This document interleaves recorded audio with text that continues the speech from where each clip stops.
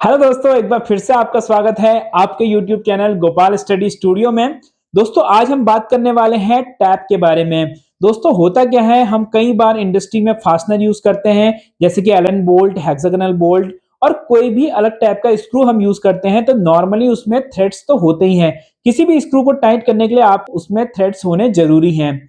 तो थ्रेड्स बनाने के लिए दोस्तों हमें टैप का यूज करना पड़ता है। तो दोस्तों, पहले मैं बता दूं आपको कि टैप होता क्या है। तो दोस्तों, टैप में दो बहुत ही इंपॉर्टेंट चीजें हैं। पहला होता है टैप का डायमीटर। जैसे कि अगर सपोज टैप का एक्सटर्नल डायमीटर जहां पे थ्रेड्स उसके बने रहते हैं, उसका अगर हम डायमीटर चेक करें, तो अगर सपोज वो 10 आता है, तो वो टैप हो जाएगा M10। तो दोस्तों, टैप को नॉर्मली M उसका सफिक्स करके उसे बोला जाता है। जैसे कि अगर वो 10 डायमीटर का है तो उसको M10 बोलेंगे, 12 डायमीटर का है तो M12 बोलेंगे, फिर अगर 6 डायमीटर का है तो M6 उसको बोला जाएगा। दूसरे नंबर पे उसके लिए जो इंपॉर्टेंट चीज है वो होती है उस टैप की पिच। जैसे कि आपको पता है कि थ्रेड्स में एक बहुत ही इंपॉर्टेंट पैरामीटर है जो कि है पिच, तो वैसे ही टैप में भी पिच होती है। तो आपको ये बात ध्यान में रखनी है कि जो जिस स्क्रू को टाइट करने के लिए हम वो टैप का यूज कर रहे हैं, उस टैप और उस स्क्रू की जो पिच है थ्रेड्स की, वो इक्वल होना चाहिए और डायमीटर इक्वल होना चाहिए। दोस्तों, अब बात करते हैं टैप के यूज की। तो दोस्तों, जैसे कि मैंने बताया, अगर किसी भी फास्टनर को हमें टाइट करना है तो सबसे पहले हमें ड्रिल करना पड़ेगा। ड्रिल करने के बाद टैप की मदद से हम उसमें टैपिंग करेंगे, तभी वो स्क्रू हमारा कोई भी फास्टनर उस जगह पे टाइट हो पाएगा। दोस्तों, होता क्या है, कई बार ये मैंने खुद देखा हुआ है कि हम जो टैप का सिलेक्शन करते हैं वो डाया देख के कर लेते हैं। जैसे कि अगर हमें सपोज M12 की थ्रेड्स बनानी है, तो हमें M12 हम नॉर्मली देखते हैं, उसका टैप का डायमीटर देख लेते हैं कि टैप कितने डायमीटर का है।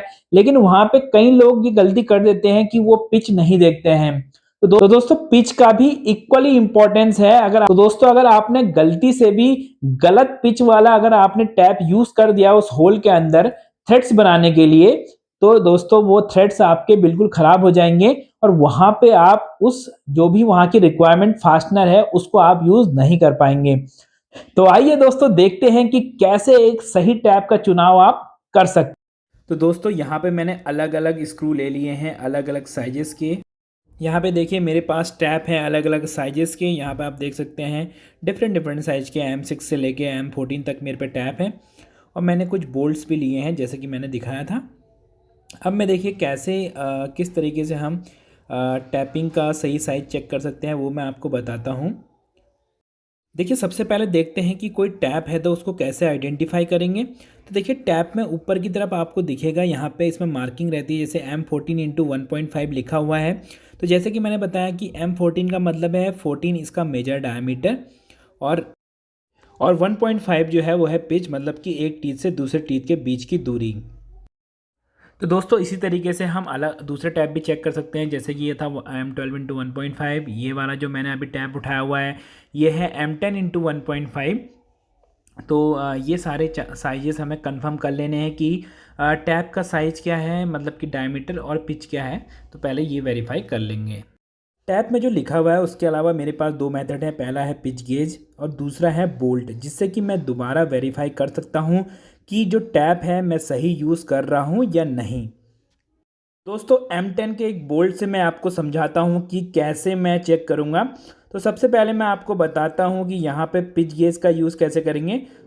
तो सबसे पहले दोस्तों, जो बोल्ट हम फिट करने वाले हैं टैपिंग में, सबसे पहले उसकी पिच चेक करेंगे पिच गेज की हेल्प से। जैसे कि यहाँ पे 1.5 mm की पिच आ रही है बोल्ट की। तो दोस्तों, इससे कंफर्म हो गया कि जो हमें टैप यूज़ करना है वो M10x1.5 का यूज़ करना है। तो दोस्तों, अब देखिए मैंने M10x1.5 का जो टैप है वो उठा लिया है। यहाँ पर आप देखेंगे कि हम किस तरीके से हम दूसरे मेथड से वेरीफाई करेंगे सेम चीज़ की ये जो टैप हमने लिया है वो सही है या नहीं। तो आइए चलते हैं, देखते हैं। तो ये हमारे पास टैप है, यहाँ पर आगे की तरफ ये थ्रेड देख रहे होंगे आप। अब हमें वेरीफाई करना है कि ये थ्रेड हमारे सही है या नहीं। तो उसके लिए हम क्या करें दोस्तों, वेरीफाई करने के लिए हम जो बोल्ट है उसको टैप से उसके थ्रेड मैच करके देखेंगे। देखिए, यहाँ पे पूरी तरीके से थ्रेड मैच हो रहे हैं। इसका मतलब जो हम ये टैप हमने सेलेक्ट किया है वो सही है इस फास्टनर के यूज़ के लिए। दोस्तों, अब मैं आपको दिखाता हूँ M12 के बोल्ट के साथ। M12x1.75 पिच का मैंने ये बोर्ड लिया है। अब मैं आपको बताता हूँ कि गलती कहाँ पे होती है और किस तरीके से हम गलत टैप का यूज़ कर लेते हैं। तो ये टैप है M12x1.5 का। तो देखिए यहाँ पे पिच जो है 1.5 है और जो हमारा फास्टनर है उसकी पिच जो है 1.75 है। तो देखिए ये जो मैंने मेथड हमने यूज़ किया था अभी बोल्ट से चेक करने का, किस तरीके से ये मेथड यूज़ आता है चेक करने के कि ये हम जो टैप यूज़ करें वो सही पिच का करें। तो अब मैं क्या करूँगा दोस्तों, जैसा मैंने M10 के साथ किया था वैसे ही देखिए M12 के साथ जब मैच कर रहे हैं तो यहाँ पे पिच के डिफरेंस के होने की वजह से ये मैच नहीं कर पा रहे हैं सही से। तो देखिए मैच नहीं कर पा रहे हैं तो ये वैलिडेट करता है कि जो हमने बोल्ट लिया है वो टैप के अकॉर्डिंग सही नहीं है या टैप बोल्ट के अकॉर्डिंग सही नहीं है। दोस्तों अगर आपने ये टैप गलत टैप यूज़ कर लिया तो आपके थ्रेड वॉश हो सकते हैं या थ्रेड्स आपके डैमेज हो सकते हैं। दोस्तों आशा करता हूं ये वीडियो देखने के बाद आप समझ गए होंगे कि कैसे हम राइट टैप का सिलेक्शन कर सकते हैं। दोस्तों क्या क्या तरीके हैं जिससे हम चेक कर सकते हैं कि जो हम टैप सेलेक्ट कर रहे हैं वो सही है या नहीं। तो दोस्तों अगर आपको कोई भी डाउट है इस वीडियो के अंदर तो मुझे कमेंट करके जरूर बताइए। मैं पूरी कोशिश करूंगा कि आपका कोई भी डाउट जो भी रहा हो वो उसको मैं क्लियर कर पाऊं। तो आगे मिलते हैं कुछ नई वीडियोस के साथ, तब तक दीजिए इजाजत। नमस्कार, जय हिंद, जय भारत।